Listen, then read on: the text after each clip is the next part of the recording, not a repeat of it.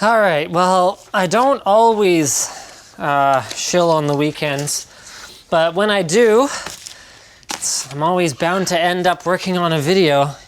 Kids are being kind of loud. Okay, let's take this outside.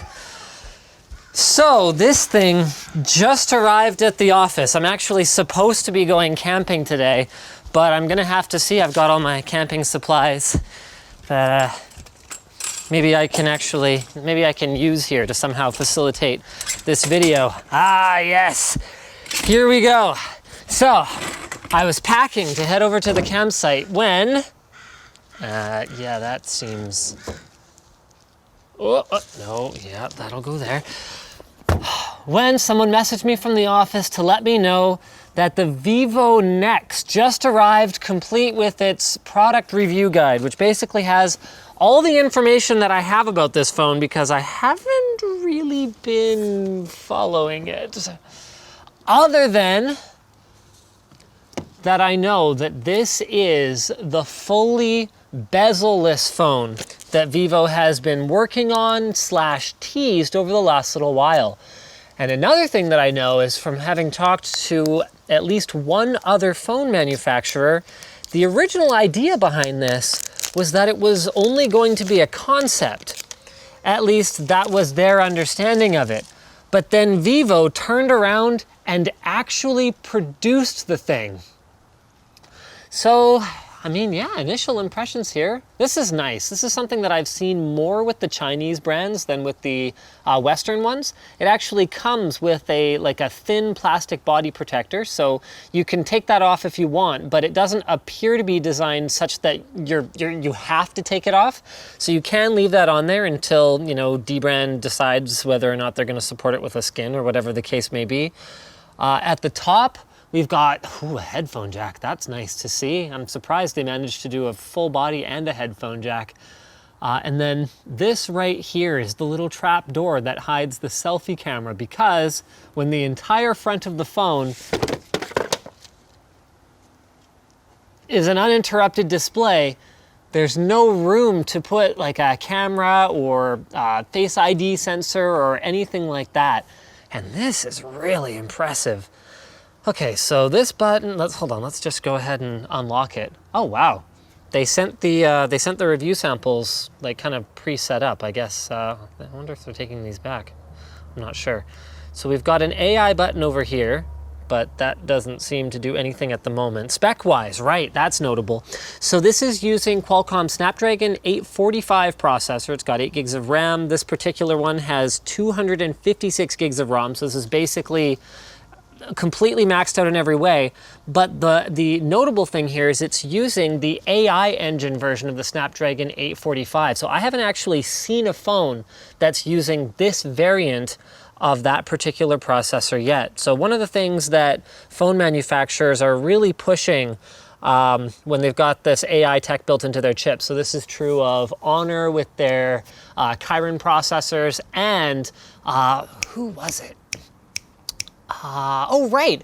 I think it was Honor too with the Honor 10, where they were using an AI version of a 600 series Snapdragon. Don't quote me on that one. But what they're mostly using it for is battery life optimization. So maybe we can find some settings in here. I'm not actually that familiar with Vivo's power consumption ranking. Interesting. Okay, that's kind of neat. I'm not that familiar with Vivo's Android skin. And then the other thing is in the camera. So this is cool, something we're seeing more and more of. So OnePlus supports this on the OnePlus 6. I've seen it on another phone that I can't talk about yet, and then I'm also seeing it here. But I actually kind of like Vivo's approach. So gesture-based navigation, it's on the iPhone X as well, obviously. For your back button, you just swipe up the one side. I'm sorry, I have no idea. For home, you swipe up the middle. And then again, just like the iPhone X, you swipe up and hold if you want to get to the multitask interface. But what I like here is that they've gone and they've put these 3 subtle lines here so that there's no confusion about it, but you still get pretty much the full screen experience. All right, now I brought a bunch of phones out. Can you see okay? Like, can you even see what's on the screen? Okay, cool. So Ed actually drove to my house to help me shoot this. So I brought a bunch of phones out. We've got the Samsung Galaxy S9, which I'd say is sort of the the last of the very thin bezeled, but not entirely bezel-less phones at this point, now that we've seen the industry trend going the way that it is. I've got a Pixel 2 XL, which I apparently didn't boot up before we started. Yeah, the bootloader's unlocked, I know, whatever. And then just for lulz, I've got this budget phone that I'm actually working on a review of. So this is the Alcatel 3V. And what's interesting to me about this one is that it actually has not that far off of a screen to body ratio compared to something like a Pixel 2 XL. So even the budget phones are really making up a lot of ground compared to what would have been a flagship premium device, like what, 6 months ago? It's actually amazing. I was having lunch with Luke yesterday and he pulled out his Pixel XL, his Pixel 1 XL, and he put it up to me to show me something. And I thought that he was showing me a screenshot because it looked like sort of the screen of a phone within a frame. And it took me about 3 heartbeats to realize that no, phones just had bezels like that. So it's one of those funny things like upgrading to an SSD where you don't necessarily put in an SSD and go, wow, my computer's sure faster. But then you take it away and you go, wow, how did I ever live with this? And I mean, okay, it's a little less extreme than an SSD, but it is one of those things that you definitely notice after the fact. So, all right, Pixel 2 XL, not exceptional. Galaxy S9. Can you see that at a different angle? Yeah, sure, here, why don't we come over here? Can you see it a little better? All right, let's go ahead and bring up a browser so that we've got something that's a little bit higher contrast. So Galaxy S9 with the edge-to-edge display does a pretty darn good job. Now, let's go ahead and pull up the new Vivo phone for comparison. Here it is. It's really heavy, wow. That is pretty incredible. So one of the little tricks that they've used is you can see how small the chin bar is. That was something that, again, my understanding was that we weren't going to see on a non-Apple device for a while. So what Apple did in order to get the chin bar of the iPhone X so small was they actually folded some of the electronics that are tied into the screen under it using a flexible OLED display. So you can see here that, oh man, I am totally gonna drop one of these if I keep this up. Ugh, are they all unlocked? There we go. So you can see here that Apple still has the skinniest bottom bezel compared to the S9 and even to this full screen one. So actually thank you. So actually it looks like no, Apple's patent still has a patent, or it might not be a patent, it might just be an exclusivity deal on the completely like folding underneath electronics. Hasn't run out yet, but other manufacturers are getting pretty darn close. I guess that's why we've got a slightly bigger chin on it than the other bezels. The other ones are all pretty much equal though. Now, I'm probably gonna follow this up with a full review. Actually, you guys can let me know if you wanna see that, or if you're just like, actually, you know what, I don't care, who cares about Vivo, then I guess you can feel free to leave a comment with that too. But one thing I do wanna do before I end this sort of one-take classic unboxing is I do wanna take a couple pictures just to see where we're at here. iPhone X is probably a good point of comparison. These are such good conditions. It's an overcast day that it's not really going to be that challenging for either of them. You can see there's a fair bit of like fisheye effect in the lens. There's more distortion than I would necessarily expect even on a cell phone camera. So here there's some, but Apple's either correcting for it or they've got a slightly less wide angle lens. Looks like it is, it is actually a touch less wide. That's why we're getting a little bit of that fisheye effect. Also, colors look pretty warm. Yeah, sure, whatever. Try making your photos beautiful. What are you saying? Ouch! Oh. Wow, that is actually, okay, now, obviously, I'm not looking at it side by side next to anything else, but nope, yeah, I am not impressed with the amount of detail on that front shooter so far. All right, whoever's calling me, not right now, but look at that. I mean, it is like just holding a window into something, like to a so much greater degree than the S9.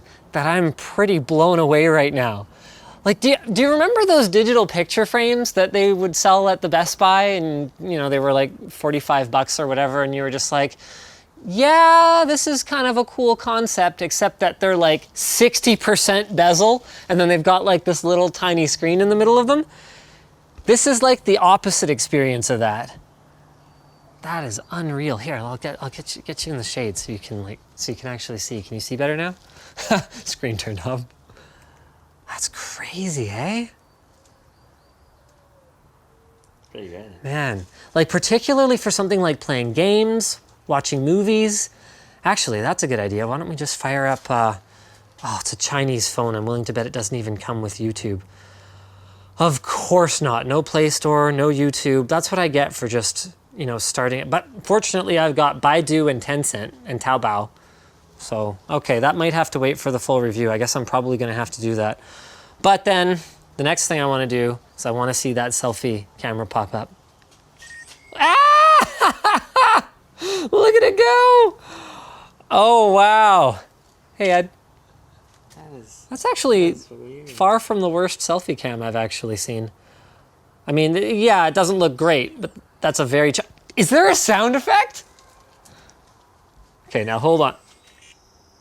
There is. Can you hear that? Here. Sounds like a space age, like friggin'...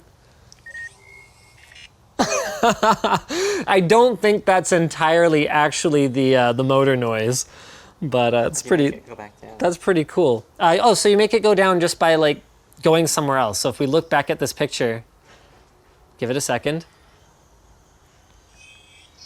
There it goes. That is pretty cool. Now, I mean, I have my doubts about the durability of a mechanism like this, but I will say, to Vivo's credit, it's pretty nice that they've managed to integrate the rear camera into the regular rear of the phone, and that they don't have a little thing that pops up for that, because, I mean, personally, I use that a lot more than I use the front one, and so my concern about it immediately breaking is significantly reduced. The other big cool piece of tech in this phone is it's got a built-in in-screen fingerprint reader. So I'm actually going to turn the display off so we can try and get a look at where it is. On the X21, if you looked at it just right, you were kind of able to find it. But it actually looks like they've improved it yet again. They're iterating really fast on these, and I can't see it at all now. That's incredible. It's on screen? Yeah, it's on screen. So here, we'll just set one up. Hold on a second. Oh, I don't know if it has a, oh man, blah, blah, blah, input methods needs to connect to the internet. Okay, that's okay. If you guys have seen the X21 video, you've seen how it works. But yeah, no, I cannot see it at all. So I think that's pretty much it. It's heavy. Really heavy. The screen looks absolutely incredible. Initial impressions of the camera are not great, but there's plenty of time for me to, you know, try it under different conditions and have it really impress me. And I don't know anything about pricing yet. So stay tuned for the full review of the Vivo NEX. Subscribe? Do I do an outro with these classic unboxings? I don't know. Just cut it.